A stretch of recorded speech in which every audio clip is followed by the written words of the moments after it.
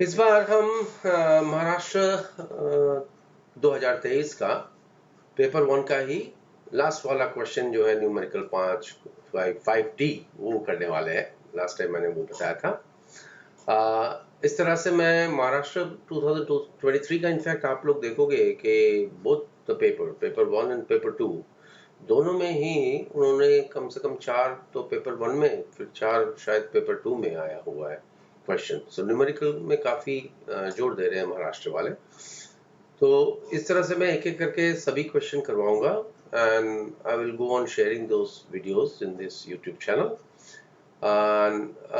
आप लोग अगर इसको सब्सक्राइब कर लेंगे and you can click on the notification button, तो जैसे मैंने कोई वीडियो अपलोड करता हूँ they will get notified for that, right? Okay, so coming to the question 5D, ये जो है सवाल थोड़ा बड़ा कर लेते हैं इसको।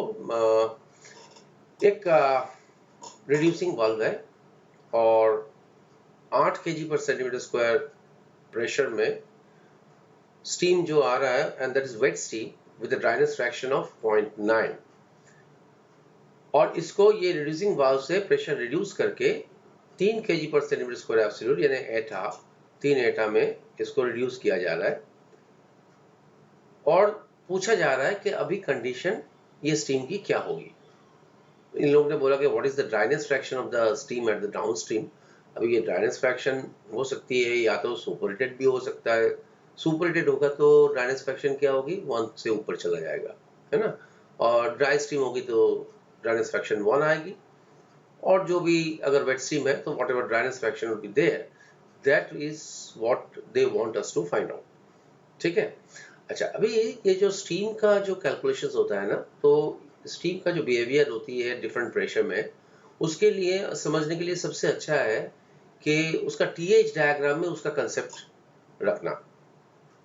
तो ये टीएच डायग्राम मैं आप लोग को दिखा रहा हूं, जहां पे वाई एक्सिस में टेम्परेचर है, एच एक्सिस में एंथैल्पी है, और टीएच डायग्राम टेम्परेचर के साथ एंथैल्पी का वहां पे अलग अलग प्रेशर में जो रिलेशन होती है उससे ये डायग्राम बनता है। यहाँ पे अलग अलग प्रेशर होती है, तो समझ लीजिए हमारा जो 8 एटा वाला जो प्रेशर है उसका लाइन ये वाला है, प्रेशर लाइन। अभी ये 8 एटा वाला जो प्रेशर लाइन है, यहाँ पे ये वाला जो पार्ट है, फर्स्ट पार्ट जहाँ पे सेंसिबल हीट इसका आता है, सो दैट इज HF। और फिर जब वो लेटेड हीट उसको मिलती है और वो पूरा स्टीम बन जाता है, दैट इज HFG, जो कि हम लोग को स्टीम टेबल में, अगर आपके पास MKS का स्टीम टेबल है जो कि दिया जाता है ये परीक्षा के में, तो उसमें आप लोग को ये 8 एटा में जाके आप HF HFG आपको दोनों मिल जाएगा। ठीक है। अभी हम समझ रहे हैं इसको 3 आटा में हम लोग इसको रिड्यूस कर रहे हैं रिड्यूसिंग वाल्व से। इसको थ्रॉटलिंग प्रोसेस बोला जाता है ना। ये थ्रॉटलिंग प्रोसेस से इनफैक्ट वेट स्ट्रीम का हम लोग ड्राइनेस फ्रैक्शन अगर मालूम नहीं है तो निकाल सकते हैं, अगर उसको सुपर हीटेड कंडीशन तक लेके गए। हालांकि इसमें क्या हो रहा है हमको देखना है कि समझ लो ये 3 आटा वाला लाइन है, प्रेशर लाइन है, उसमें भी HF और HFG जो है उसको हमको स्टीम टेबल से 3 आटा के करस्पॉन्डिंग हम लोग को मिल जाएगा। ठीक है। So let us first check the steam table and get that data कि ये 3 एटा और 8 एटा का HF और HFG कितना है। ठीक है।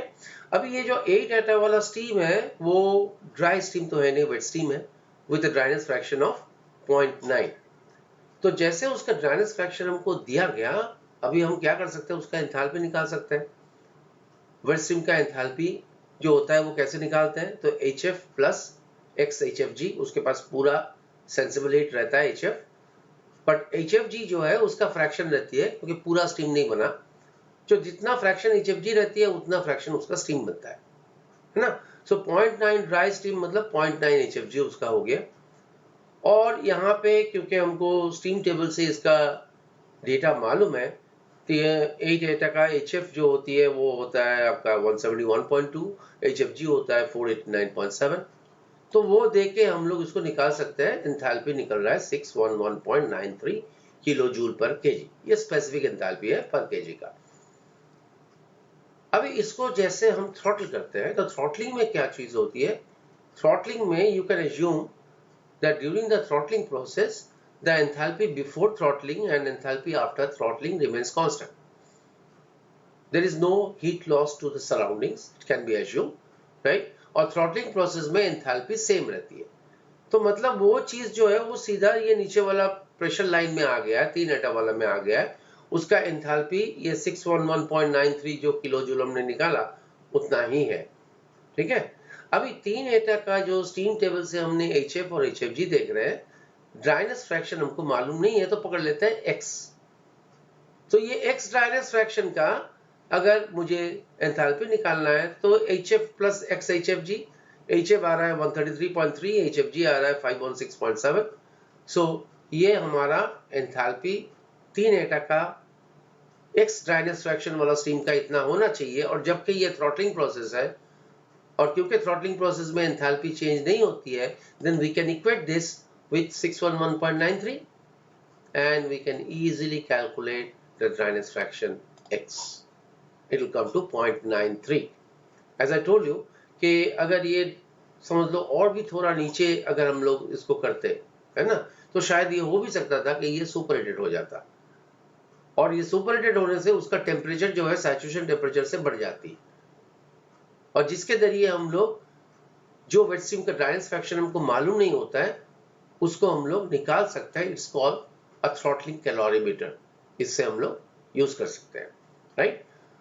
ओके, सो ये वाला क्वेश्चन तो यहाँ खत्म हुई। नेक्स्ट हम लोग क्या करेंगे, नेक्स्ट हम लोग को पेपर 2 में जाना है।